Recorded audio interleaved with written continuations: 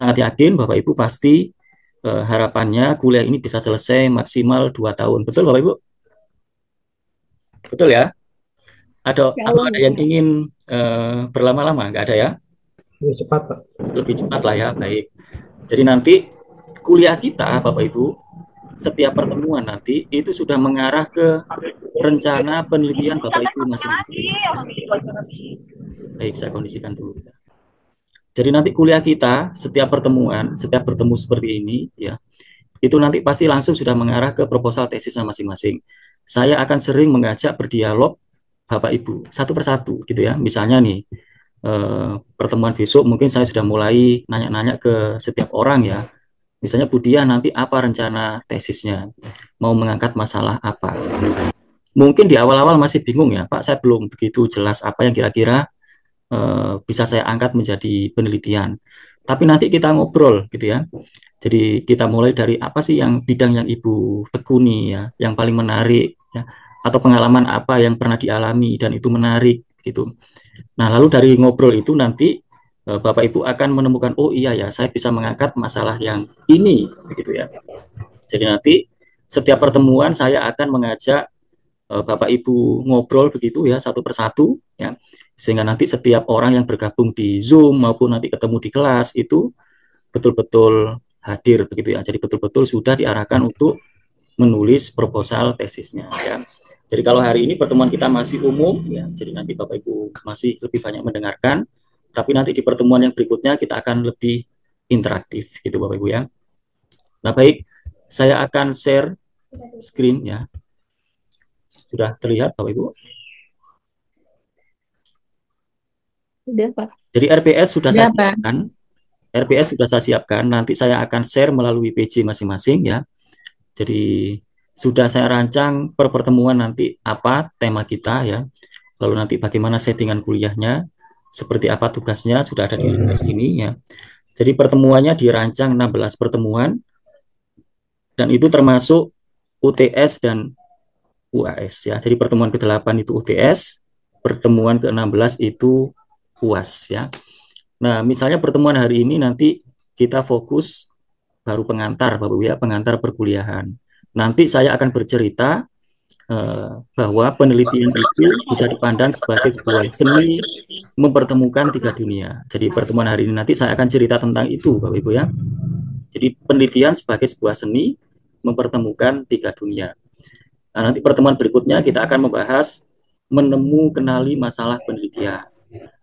Lalu pertemuan berikutnya membuat rancangan penelitian, peninjauan literatur, perumusan hipotesis, membuat rancangan pengambilan sampel, pengumpulan data, lalu UTS, lalu konstruksi instrumen pengukuran, menentukan teknik analisis data, menulis proposal penelitian, praktek konstruksi instrumen pengukuran, praktek analisis data eksploratif, praktek analisis statistik inferensia, pembahasan hasil penelitian, dan lalu yang terakhir UAS ya. Jadi nanti UASnya itu Bapak Ibu sudah mulai bisa dikerjakan mulai dari semester pertemuan kedua. Jadi UASnya itu berupa tugas untuk menulis proposal penelitian yang cara menulisnya itu bertahap gitu Bapak Ibu ya. Jadi nulisnya harus sudah mulai dari pertemuan kedua ya. Jadi pertemuan kedua dicicil, pertemuan ketiga ditambahi lagi, keempat sampai nanti pertemuan ke-15 proposal itu sudah jadi gitu ya. Dan itu sekaligus sebagai ujian akhir semester. Jadi saat ujian akhir semester, Bapak Ibu nanti mengumpulkan tulisan proposal penelitiannya sekaligus presentasi ya Bapak Ibu ya. Jadi presentasinya sekitar 10 menit ya. Jadi Bapak Ibu mempresentasikan proposal penelitiannya menggunakan slide ya. Seolah-olah itu adalah sesi seminar proposal tesis. Jadi gambarannya hampir sama seperti itu ya. Jadi nanti seperti itu sehingga setiap pertemuan nanti sudah langsung memperkuat proposal Bapak Ibu semuanya. Jadi setiap pertemuan itu selalu ada pendampingan, ada konsultasi gitu ya. Pak, saya sudah sampai di sini ya, tapi saya mengalami ini dan seterusnya. Lalu kita diskusi gitu Bapak Ibu ya. Jadi nanti sudah mulai menulis tugas itu dicicil sejak pertemuan kedua. Nah, nanti saya share juga seperti apa template-nya. Jadi sudah disiapkan template-nya, Bapak Ibu sudah mengisi atau cukup mengisi sesuai dengan template-nya itu ya. Jadi ini RPS-nya. Jadi nanti saya akan share ini melalui BC masing-masing ya. Nah, Bapak Ibu, pertemuan yang pertama seperti yang tertulis di RPS itu, tema kita adalah ini Bapak Ibu ya. Jadi ini baru pengantar ya. Tapi sebelum ke sini saya ingin mulai dari sini dulu ya Bapak Ibu ya. Jadi saya ingin mulai dari sini dulu supaya nanti kita tahu persis posisi penelitian itu ada di mana gitu ya. Baik. Jadi ini saya beri judul satu slide ini saya beri judul daur kehidupan perguruan tinggi ya. Daur kehidupan perguruan tinggi ya. Jadi kehidupan perguruan tinggi itu daurnya seperti ini Bapak Ibu ya. Jadi karena daur maka berarti itu mutar terus begitu ya. Jadi berputar terus. Nah, saya ingin bertanya dulu ke Bapak Ibu ya. Apa bedanya sekolahan dan perguruan tinggi? Apa bedanya sekolahan dan perguruan tinggi? Bedanya apa Bapak Ibu? Boleh dibuka mikrofonnya ya Bapak Ibu ya. Apa bedanya sekolahan dan perguruan tinggi? Karena kita nggak boleh menganggap sama. Kayaknya Pak Fahmi nih mau bicara nih Pak Fahmi. Sebenarnya mohon izin Pak, masih di sekolah jadi agak berisik. Oh. Sekolahan dan perguruan tinggi, kalau sekolah kita tanpa pengabdian, kalau di perguruan tinggi kita ada pengabdian ya. Mungkin itu saja perbedaannya. Baik. Menurut Pak Fahmi, kalau di perguruan tinggi itu ada pengabdiannya. Kalau di sekolah nggak ada pengabdiannya. Oke, baik. Terima kasih Pak Fahmi ya. Mungkin ada lagi Bapak Ibu?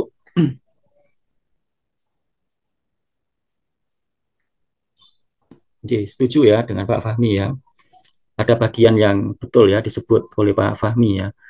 Jadi ada dharma yang itu diamanahkan kepada perguruan tinggi, tapi tidak diamanahkan kepada sekolahan, gitu ya. Jadi kalau di sekolahan itu dharmanya adalah pendidikan dan pengajaran dan pendidikan itu dharmanya ya. Tapi kalau di perguruan tinggi itu mengemban, kalau yang populer istilahnya adalah tridharma, begitu Pak ya. Tridharma perguruan tinggi. Jadi perguruan tinggi itu mengemban 3 dharma. Meskipun istilah 3 dharma itu sudah mulai dikritik oleh sebagian profesor ya. Salah satunya adalah Prof. Maman Jauhari. Itu mengkritik istilah tridharma perguruan tinggi itu ya. Jadi menurut Prof. Maman itu mestinya bukan tridharma tapi catur dharma ya.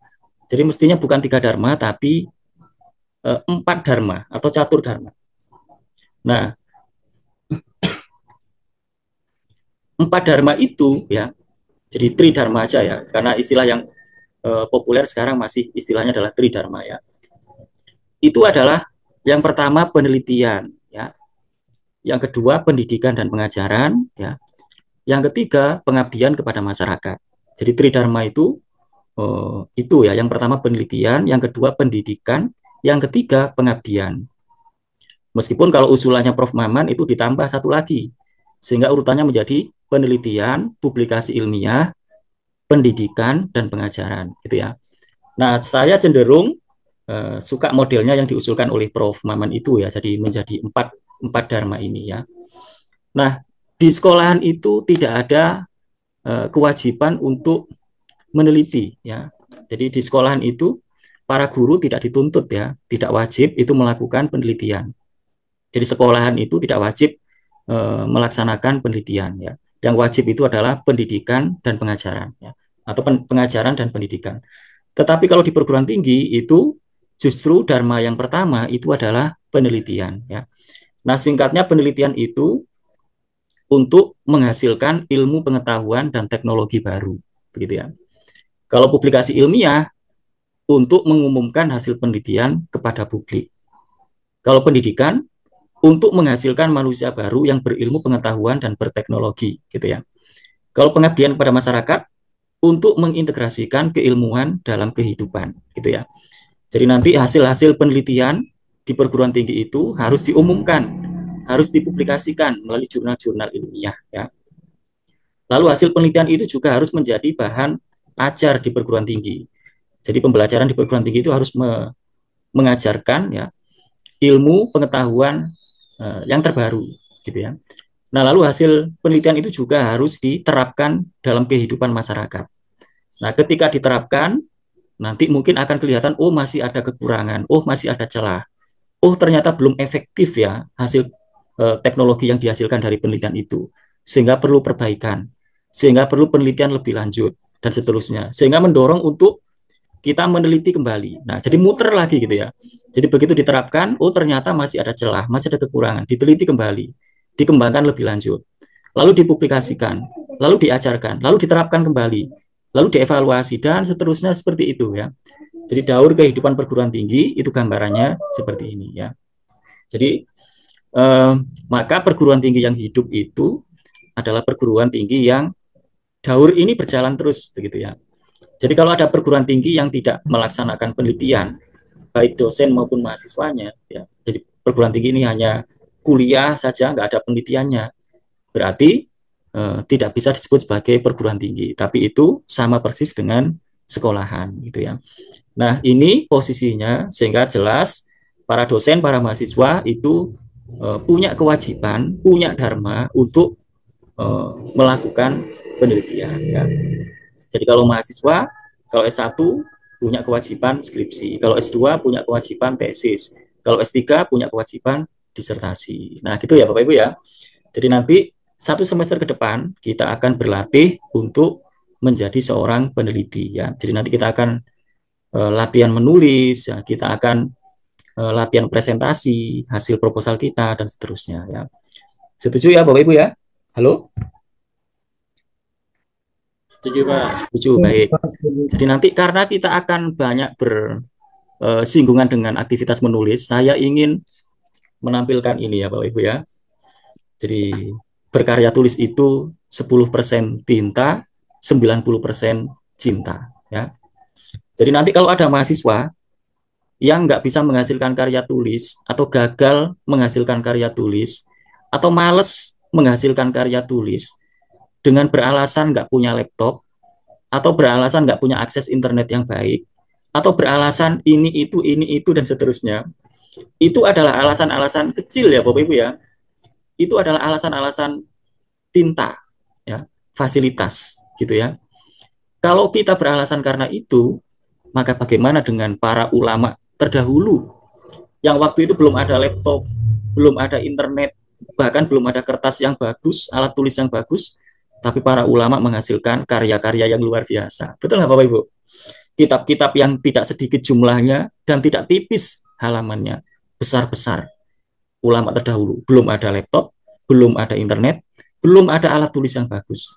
Maka nanti kita nggak boleh beralasan gagal menghasilkan karya tulis hanya karena laptop rusak, ya, internetnya nggak bagus dan seterusnya. Itu alasan kecil. Sejatinya ada alasan yang lebih besar. Jadi kalau kita nggak berkarya tulis, itu biasanya bukan karena alasan tinta, tapi lebih pada alasan cinta, gitu ya. Jadi para ulama terdahulu itu, kalau bukan karena cinta yang luar biasa kepada para sahabatnya, para generasi penerusnya, ya, mereka sangat paham bahwa ilmu ini harus diteruskan, ilmu ini harus disebarluaskan, ilmu ini harus bermanfaat dan seterusnya, ya. Maka para ulama itu dengan cinta yang luar biasa itu merelakan dirinya bermalam-malam, bersusah payah, bercapek-capek ya, menghasilkan karya tulis. Nah, kita berdoa mudah-mudahan kita termasuk orang yang dibesarkan cintanya. Gitu Bapak Ibu ya. Jadi yang lalu dengan cinta itu kita bisa bersemangat untuk menghasilkan karya tulis ya. Jadi nanti niatnya Bapak Ibu, kalau kita nulis tesis itu niatnya apa Bapak Ibu? Bukan karena ini kewajiban supaya kita lulus magister kan? Itu kecil kan Bapak Ibu ya? Itu kecil banget kan? Itu sederhana kan? Dan juga bukan beralasan kalau kita nanti menerbitkan artikel di jurnal dengan tujuan untuk kenaikan pangkat ya. Mungkin itu alasan yang atau tujuan yang terlalu sederhana sekali ya. Terlalu kecil lah ya. Kita niati, kita berkarya tulis itu adalah untuk menyebarluaskan ilmu ya. Untuk supaya ilmu ini bisa diwarisi, dimanfaatkan ya, diterapkan dan seterusnya ya. Yang dengan ilmu itu, yang dengan ilmu yang terus mengalir itu menjadi aliran kebaikan untuk kita. Jadi nanti niatnya kalau kita publikasi ilmiah bukan gaya-gayaan ya Bapak Ibu ya. Jadi kalau nulis tesis juga bukan gaya-gayaan, tapi kita niati nanti tulisan kita itu ada manfaatnya gitu ya.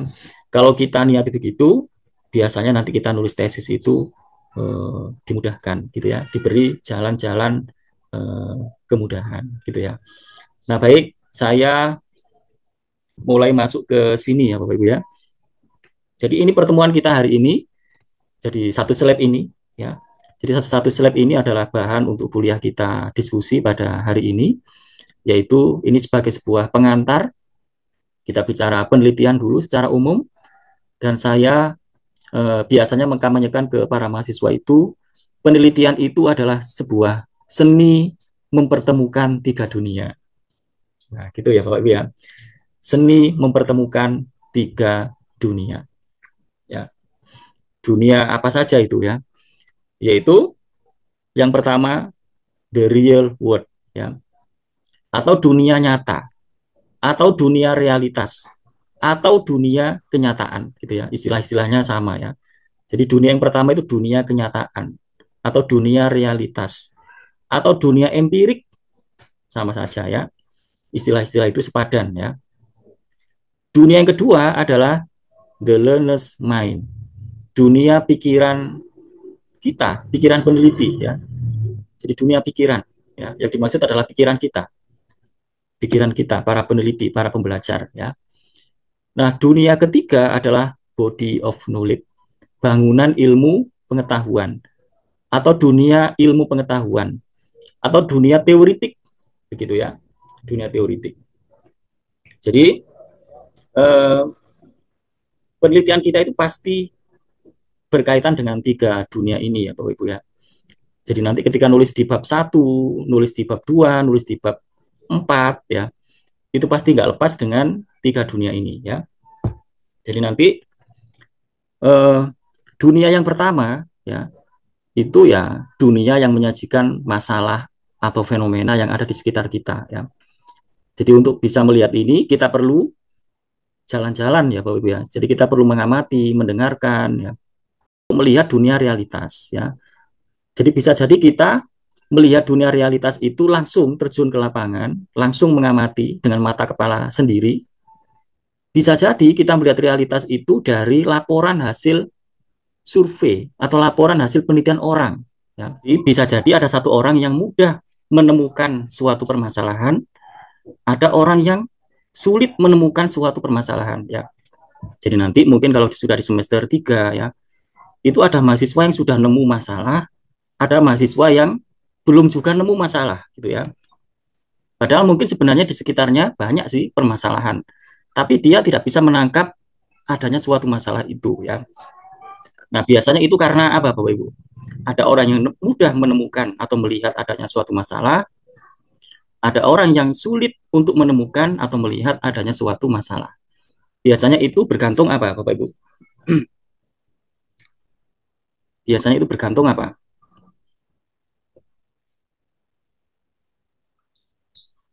Mungkin banyak hal ya Bapak Ibu ya. Jadi singkatnya begini Bapak Ibu, gambarannya ya. Jutaan orang sudah biasa melihat apel jatuh, tapi hanya Newton yang bertanya mengapa. Ya. Jadi jutaan orang sudah biasa melihat apel jatuh, tapi hanya Newton yang bertanya mengapa. Tahu Newton ya Bapak Ibu ya? Seorang fisikawan ya. Jadi Newton itu ketika melihat apel jatuh, dia pikirannya itu bertanya begini. Kenapa ya apel itu kok jatuh dari atas ke bawah? Gitu ya. Jadi dari tangkainya ke tanah, ke bumi, dari atas ke bawah.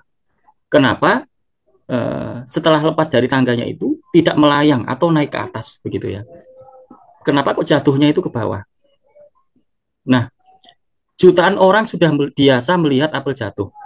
Jadi orang biasa melihat apel jatuh. Jadi menganggap itu sesuatu yang lumrah, sesuatu yang wajar gitu ya, nggak aneh, tidak ada sesuatu yang dipertanyakan. Tapi Newton itu bertanya, kenapa ya apel itu kok jatuh dari atas ke bawah? Lalu dari pertanyaannya itu dia lalu bereksperimen ya, dia beruji coba, benda dilempar lebih tinggi lagi, dilempar lebih tinggi lagi, lalu dicatat waktu sampai benda itu jatuh ke tanah, dicatat. Dia mencatat hasil eksperimennya, dia menganalisis hasil eksperimennya, sampai kemudian dia menemukan sebuah kesimpulan yang hari ini kita sebut sebagai hukum apa Bapak Ibu? Hukum gravitasi. Betul nggak Bapak Ibu? Jadi temuan Newton tentang hukum gravitasi itu bermula dari dia melihat apel jatuh. Ya. Jadi apel jatuh. Jadi ketika dia melihat apel jatuh, lalu pikirannya bertanya. Jadi apel jatuh itu dunia realitas ya Bapak Ibu ya, dunia kenyataan ya. Dia melihat apel jatuh. Lalu dunia kedua, pikiran dia bertanya, kenapa ya kok apel itu jatuh dari atas ke bawah? Ya. Lalu dia harus membaca teori-teori yang sudah pernah ada, gitu ya, untuk nanti melengkapi hasil eksperimennya. Ya. Dia melihat literatur, membaca referensi. Apakah sudah pernah ada ilmuwan yang mencari jawaban tentang ini? Kan gitu kan ya? Itu dunia ketiga ya. Jadi apakah sudah pernah ada riset tentang hal ini? Oh belum ternyata. Maka lalu Newton meneliti itu, begitu ya. Jadi tiga hal ini berkaitan ya Bapak Ibu ya. Jadi mulai dari dia melihat realitas, lalu pikirannya bertanya, lalu itu menuntut dia untuk membaca referensi atau meninjau literatur. Apakah sudah pernah ada riset-riset sebelumnya tentang ini ya? Apakah ada teori-teori yang bisa menjelaskan, yang mendukung, yang nanti bisa dipakai untuk menjelaskan tentang hal ini ya. Jadi lalu dia berarti dia harus baca-baca literatur yang ada gitu ya, untuk nanti bisa melengkapi menjelaskan hasil eksperimennya gitu ya. Nah, seperti itu gambaran tentang kegiatan penelitian ya Bapak Ibu. Jadi penelitian itu ya seni mempertemukan tiga dunia itu ya. Jadi mempertemukan itu maksudnya adalah ya bagaimana kita bisa menjelaskan realitas itu ya dengan berbekal pikiran-pikiran kritis kita ya, dan juga dengan bekal teori-teori yang sudah pernah ada ya, dan dengan data-data yang kita miliki, lalu itu bisa menjelaskan masalah yang kita angkat itu ya. Nah nanti bisa jadi kawan-kawan itu baik PMI maupun MPI ya, MPI maupun PAI itu bisa jadi mengangkat realitas yang mungkin menurut banyak orang itu sesuatu yang biasa gitu ya. Tetapi karena kita punya ketajaman penglihatan ya, pengamatan, lalu kita bisa menangkap atau bisa mengajukan pertanyaan penting yang itu untuk kita jawab gitu ya. Jadi kesimpulan Newton tentang gravitasi tadi itu hanya berlaku untuk apel ataukah itu berlaku untuk semua benda Bapak Ibu? Temuan Newton tentang hukum gravitasi itu berlaku untuk semua benda ataukah hanya berlaku untuk apel? Semua Semua benda ya. Jadi apel tadi itu hanya sebagai pintu masuknya, begitu kan ya? Jadi apel itu hanya sebagai pintu masuk, itu yang diamati ya. Tetapi pertanyaan dia sebenarnya umum. Apakah secara umum benda seperti itu? Kan begitu ya? Jadi pertanyaan dia itu, penelitiannya dia itu bukan hanya untuk menjelaskan tentang apel, tapi untuk kesimpulannya berlaku untuk semua benda ya. Jadi apel itu hanya sebagai pintu masuknya gitu ya. Nah, bisa jadi nanti kawan-kawan penelitian kita itu begitu ya. Pintu masuknya bisa saja di ruang kelas kita masing-masing, di kelas kita sendiri. Tetapi sebenarnya yang kita teliti itu nanti kesimpulannya untuk secara umum kan begitu ya. Misalnya begini. Di kelas Bapak Ibu ya, misalnya kelasnya Bu Erma ya. Misalnya di kelasnya Bu Erma ini ngajar ya sebagai guru di kelas. Itu di kelas itu ada perundungan, ada kasus perundungan ya, ada anak yang melakukan perundungan ya. Hanya kasuistik lah ya. Jadi anak ini anak yang sering jahil ya ke teman-temannya. Hanya satu anak sih ya, hanya satu anak ya. Lalu begitu ditelusuri ya, diamati lebih dalam. Ini belum penelitian betulan ya, tapi baru pendalaman realitas ya. Siapa sih anak ini? Oh, anak ini tuh ternyata adalah dari orang tua yang terdidik sebenarnya. Pendidikannya bagus. Bapaknya ya S1, ibunya juga S1. Oh, sepertinya ini bukan faktor pendidikan, kan gitu ya. Diamati lagi, oh ternyata bapaknya sibuk, ibunya juga sibuk. Misalnya begitu ya. Jadi lalu kita berhipotesa nih, bisa membuat dugaan. Apakah faktor kesibukan orang tua ini ya yang menjadi penyebab terjadinya anak seperti ini? Misalnya begitu ya. Nah, jadi anak yang diamati oleh Bu Erma di dalam kelas itu hanya sebagai pintu masuk, itu yang dia lihat. Tapi sebenarnya dia teliti umum ya. Apakah secara umum anak-anak yang orang tuanya terlalu sibuk itu pada akhirnya menyebabkan anaknya begini. Nah, pertanyaan itu kan nanti jawabannya bisa berlaku umum. Betul nggak Bapak Ibu?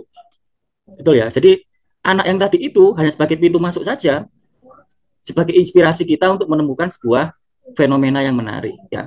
Tetapi kita ingin menjawab permasalahan yang umum begitu ya. Jadi pikiran kita bertanya, apakah itu faktor penyebabnya? Jadi pertanyaan kita begitu. Jadi setelah kita melihat realitas ada anak begitu, lalu pikiran kita bertanya, ya dunia pikiran kita bertanya, kita merenung apa ya yang menyebabkan itu? Apakah faktor kesibukan yang menyebabkan itu? Ya. Lalu jangan langsung memutuskan itu yang akan diteliti, tapi kita meninjau literatur. Apakah belum pernah ada literatur atau riset terdahulu yang meneliti tentang hal ini?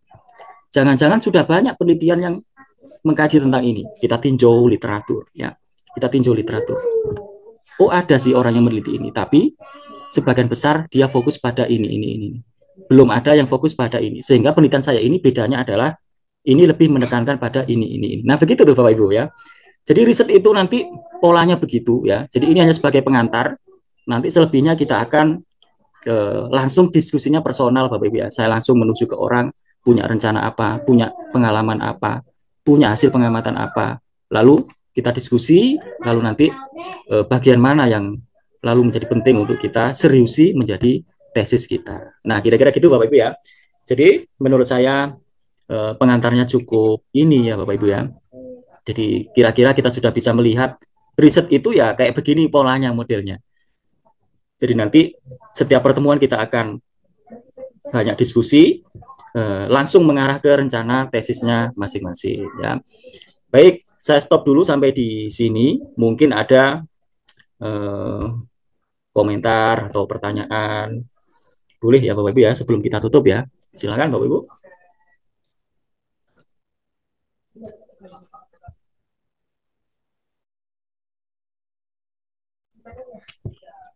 Ada Bapak Ibu? Izin Bapak. Baik, mangga.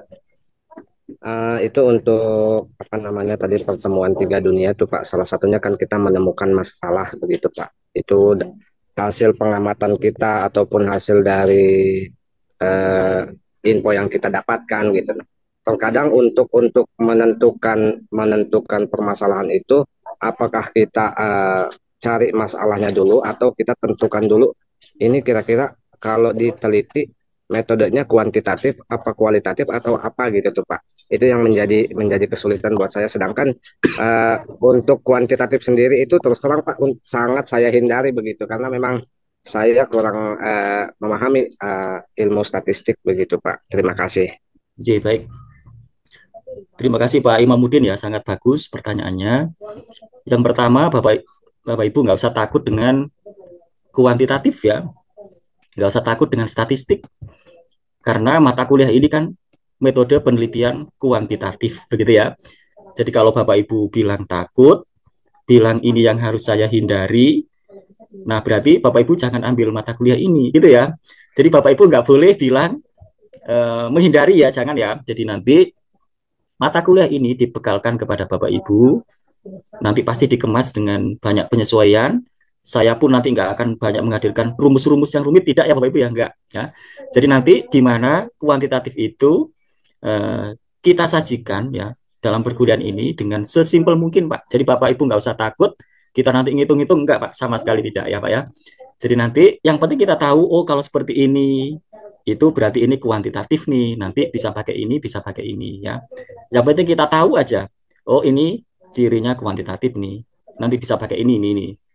Adapun kalau terkait ngitungnya, nanti kan dibantu oleh software Pak ya. Jadi kita pun nggak harus mahir di penggunaan softwarenya itu ya. Yang penting kita bisa menginterpretasikan. Nanti kita akan belajar termasuk di bagian itu ya Pak ya. Jadi nanti Bapak Ibu nggak usah khawatir ya Pak ya. Jadi dan Bapak Ibu nggak usah nggak usah menghindari statistik, enggak ya, jangan ya. Jadi Bapak Ibu ini bayangannya adalah calon dosen. Ya, Bapak Ibu ya. Bapak Ibu ini diproyeksikan sebagai seorang calon dosen yang nanti akan membimbing para mahasiswa. Mahasiswa yang kita bimbing itu nanti ada yang pakai kuantitatif, ada yang pakai kualitatif, gitu ya. Nah, kita sudah pernah belajar ini nih. Jadi meskipun nggak tahu detailnya, kita sudah tahu globalnya, gitu Pak. Jadi nanti yang kita tekankan globalnya, Pak ya. Jadi Bapak nggak usah khawatir rumit, rumus, tidak Pak ya, tidak. Jadi nanti eh, kita nggak akan serumit itu ya Pak ya. Jadi yang penting kita sudah tahu karakteristiknya. Oh ini pakai ini pakai ini. Oh ini artinya ini dan seterusnya. Ya. Ini contoh sebagai contoh ya Bapak Ibu ya. Kalau ada penelitian, tapi ini nanti kita bahas di pertemuan berikutnya aja ya Bapak Ibu ya, supaya lebih detail ya. Maksud saya nanti, oh ini kuantitatif nih, oh ini kualitatif. Tapi spill dulu aja ya, di spill dulu aja. Sebagai gambaran singkat begini Bapak Ibu. Penelitian kuantitatif, penelitian kuantitatif itu bisa menjawab seberapa besar pengaruh X terhadap Y. Tapi dia tidak bisa menjawab bagaimana X mempengaruhi Y. Nah, gitu ya. Jadi penelitian kuantitatif bisa menjawab apakah X berpengaruh terhadap Y. Tapi dia tidak bisa menjawab pertanyaan bagaimana X mempengaruhi Y. Yang bisa menjawab pertanyaan bagaimana X mempengaruhi Y itu adalah penelitian kualitatif. Contoh begini Bapak Ibu. Kalau belum contoh itu biasanya masih bingung. Betul nggak Bapak Ibu? Betul ya. Contoh gini, apakah merokok dapat menyebabkan kerusakan paru-paru? Itu cara penelitiannya gimana Bapak Ibu? Cara penelitiannya, apakah merokok dapat menyebabkan kerusakan paru-paru? Nanti cara penelitiannya diantaranya saya datang ke rumah sakit paru-paru, di sana ada data, saya ambil 100 pasien terakhir misalnya, dari 100 pasien terakhir itu ternyata sekian orang punya riwayat merokok, sekian orang tidak punya riwayat merokok, lalu saya bandingin, oh ternyata sebagian besar memang punya riwayat merokok. Lalu saya buat kesimpulan, oh berarti faktor merokok menentukan ini. Ini kuantitatif ya, ya, kuantitatif. Jadi dia bisa menjawab pertanyaan itu. Tapi kalau pertanyaannya bagaimana merokok bisa menyebabkan kerusakan paru-paru, itu penelitiannya gimana Bapak Ibu? Penelitiannya, bagaimana merokok dapat menyebabkan kerusakan paru-paru? Penelitiannya dengan pengamatan. Ada pengamatan di laboratorium, asap rokok itu mengandung apa. Lalu dia kalau sudah masuk ke tubuh manusia, dia melewati organ apa saja. Nanti dia bertemu dengan apa saja di situ. Lalu ada ada interaksi apa di dalamnya, lalu akan menjadi apa. Itu pengamatan gitu ya. Jadi pengamatan yang sangat mendalam, yang nanti itu bisa menjelaskan, oh ternyata proses terjadinya itu seperti itu. Ya, ini kualitatif ya Bapak Ibu ya. Jadi nanti datanya ya banyak berupa narasi hasil pengamatan ya. Jadi foto-foto hasil pengamatan dan narasi-narasi hasil pengamatan itu ya. Jadi nah maka kalau dua pertanyaan tadi itu digabung ya. Jadi kalau riset kita itu pertanyaannya dua, apakah merokok dapat menyebabkan kerusakan paru-paru? Dan pertanyaan keduanya adalah bagaimana mekanisme rokok menyebabkan paru-paru? Dua-duanya kita tanyain, berarti kita menggunakan dua pendekatan sekaligus ya Bapak Ibu ya. Jadi pendekatan kuantitatif dan kualitatif. Nah, itu akan sangat bagus gitu ya. Jadi kita menggunakan dua-duanya gitu ya. Ya kuantitatif, ya kualitatif. Karena keduanya itu saling melengkapi gitu ya. Jadi nanti kita arahkan yang untuk tugas kita ini Bapak Ibu ya. Meskipun nanti rencana awal tesis Bapak Ibu itu kualitatif, tapi nanti tetap saya menyarankan, saya menuntut ada pertanyaan kuantitatifnya di dalam tesisnya Bapak Ibu itu. Sehingga nanti ada pendekatan kuantitatifnya selain pendekatan kualitatifnya. Jadi yang di tugas ini nanti Bapak Ibu, meskipun Bapak Ibu merencanakan tesisnya itu kualitatif, tapi harapannya diselipi dengan pertanyaan kuantitatif mungkin satu saja. Sehingga nanti itu bisa untuk latihan di mata kuliah kuantitatif ini. Adapun seperti apa contoh-contoh pertanyaan penelitian kuantitatif, nanti di pertemuan-pertemuan berikutnya ya Bapak Ibu ya. Jadi tidak kita bahas sekarang. Mungkin itu ya Pak Imam Nudin ya. Jadi jangan membayangkan ini rumit. simple kok Pak. Jadi insya Allah mudah ya Pak ya, tenang aja Pak. Baik Pak, terima kasih atas gambarannya. Mungkin ke depannya kita bisa lebih jelas lagi mempelajari variabel X dan Y Bapak. Karena itu sangat sulit buat saya Bapak. Ya, terima kasih Bapak. Ya, cukup Bapak Ibu ya. Ada lagi Bapak Ibu? Cukup?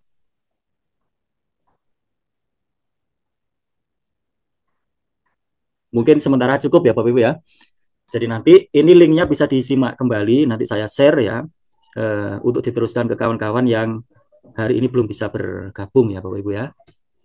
Baik, cukup? Izin boleh bertanya? Oke, baik. Ya, bismillah. Begini Pak, mengenai penentuan masalah ya, identifikasinya itu, apakah kita perlu membuat list-list masalah yang ada di sekitar kita, kemudian kita memilih masalah itu menjadi lebih dikerucutkan gitu Pak ya, memilih satu fokus masalah yang mau diangkat itu apa, lalu kemudian kita cari judulnya dari masalah-masalah yang ada. Nah, apakah kita membayangkan, kita mau mengambil masalah A, tapi kita udah membayangkan solusinya itu bakal seperti ini, apakah berangkat dari solusi dulu atau dari masalah dulu Pak? Itu saya masih agak bingung ya, mohon tipsnya Pak. Terima kasih. Oke, baik. Terima kasih Bu Vivit ya, sangat bagus ya. Jadi sekaligus menjawab yang tadi pertanyaan Pak Imamuddin, ada yang terlewat ya, yang belum terjawab ya, terkait dari mana dulu nih, masalah dulu atau metodenya. Tadi sempat begitu ya Pak Imamuddin ya, saya belum singgung itu tadi. Ini menyambung dengan Bu Vivit ya. Baik, yang pertama, dimulai dari mana riset itu? Pasti dimulai dari masalah, begitu ya. Jadi nanti pasti masalah riset itu dimulainya dari masalah ya. Bapak Ibu jangan begini. Pokoknya saya maunya kualitatif. Jangan itu dulu ya. Itu nanti ya. Jadi kalau metode itu tergantung nanti apa pertanyaan penelitiannya ya. Jadi yang ditentukan itu bukan metodenya dulu ya, tapi masalahnya dulu ya. Apa sih masalahnya ya? Nah, Bu Vivit nanya nih, apakah nanti kita membuat list daftar masalah gitu ya, yang mungkin nggak lebih dari, mungkin bukan hanya satu ya, kita list, lalu nanti kita pilih ya. Bagus Bu.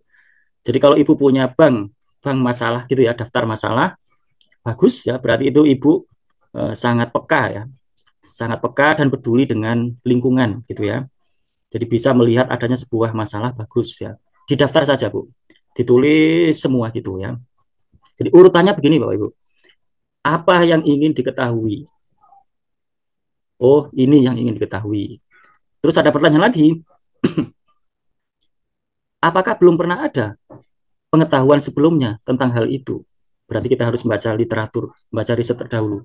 Jangan-jangan itu sudah banyak dikaji oleh orang. Sudah ada penemuan orang. Oh, ternyata sudah ada jawabannya. Itu hasil risetnya sudah banyak. Lalu ditanya lagi, apakah ada lagi bagian lainnya yang bisa dikembangkan dari pengetahuan itu yang belum pernah dibahas oleh penelitian sebelumnya? Oh, ada. Berarti kita mengambil posisi yang belum dibahas oleh peneliti sebelumnya itu. Nah, gitu, Bu. Jadi nanti ketika kita memilih masalah itu urutannya begitu. Kalau kita sudah milih, ada pertanyaan lagi nanti. Apakah penelitian ini bisa dilakukan? Kan gitu ya. Bisa dilakukan itu waktunya cukup. Jangan-jangan ini memerlukan waktu yang panjang. Padahal tesis itu hanya 1 semester. Kalau ini sepertinya butuh waktu 2 tahun minimal. Oh, berarti jangan diambil. Nah, begitu ya, berarti ini jangan. Gitu ya. Jadi apakah ini bisa dilakukan? Itu salah satunya pertimbangan waktu. Yang kedua, pertimbangan referensi. Apakah referensinya ada?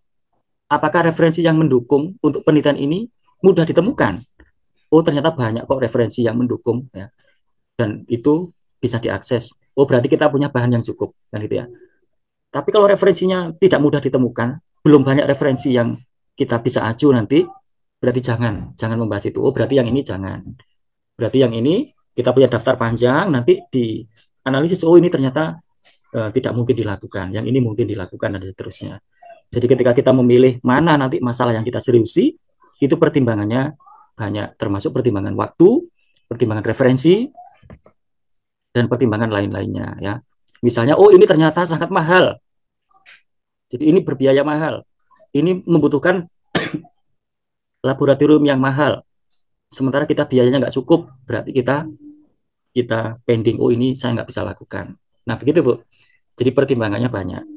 Jadi nanti eh, apa itu kita dalami di pertemuan-pertemuan berikutnya. Kalau hari ini hanya pengantar dulu ya Bu Pipit ya, pengantar dulu. Iya Bapak, baik siap. Terima kasih Pak. Oke. Jadi nanti termasuk pertemuan kedua itu judul kita kan menemu kenali masalah, Bapak Ibu ya. Jadi menemu kenali masalah itu sampai kita menemukan apa sih akar masalahnya gitu ya. Itu kita bahas minggu depan. Itu lebih seru lagi Bapak Ibu ya. Jadi harapan saya nanti kita bisa berinteraksi seperti ini melalui Zoom juga oke, pertemuan langsung juga oke. Tapi nanti sepanjang Ramadan kalau mengikuti edarannya nanti kita sementara melalui Zoom ya Bapak Ibu ya. Jadi, mungkin cukup dulu Bapak Ibu. Cukup ya, 1 jam ya. Bapak Punten, Jadi, ini kan kita kelas D punya link Zoom sendiri ya Pak. Kedepannya dari Bapak apa dari kita gitu? oh baik. Saya punya Zoom juga yang Zoom. Jadi maksud saya nanti kalau saya yang men-setting, saya akan bisa merekam. Terus biasanya saya unggah di YouTube ya Bapak Ibu ya. Jadi nanti untuk bisa dipakai oleh kawan-kawan yang tidak bisa hadir ya. Jadi nanti yang khusus untuk perkuliahan saya nanti linknya dari saya aja ya. Dari saya ya. Nanti selalu ada rekamannya Bapak Ibu ya. Dan selalu saya share hasil rekamannya. Begitu ya Bu Dia ya. Kalau untuk waktunya Bapak? Waktunya Bu Dia tuh PAI ya Bu ya. PAID ya Bu ya. Ya Pak. Kalau menurut jadwalnya di apa itu Bu? Hari Kamis ya. Kamis jam 1 ya. Kalau di jadwal. Iya Bapak, Kamis jam Iya 1. Pak. Oke. Kalau ngikuti jadwal juga boleh. Kalau misalnya Bapak Ibu punya rencana untuk diubah, yang penting nanti sayanya pas bisa juga boleh ya Bapak Ibu ya. Boleh. Oke. Cenderungnya mengikuti jadwal atau gimana Bu? Kecenderungannya. Nanti silakan dirapatkan aja Bapak Ibu ya. Jadi Baik. sesuai jadwal boleh keluar dari jadwal ya. Cukup nggih Bapak Ibu? Baik, saya kira cukup. Ada kurangnya mohon maaf. Mudah-mudahan ini bermanfaat ya. Akhirul kalam. Wassalamualaikum warahmatullahi wabarakatuh. Waalaikumsalam warahmatullahi wabarakatuh. Terima kasih Bapak. Terima kasih Bapak. Bapak. Terima kasih Bapak.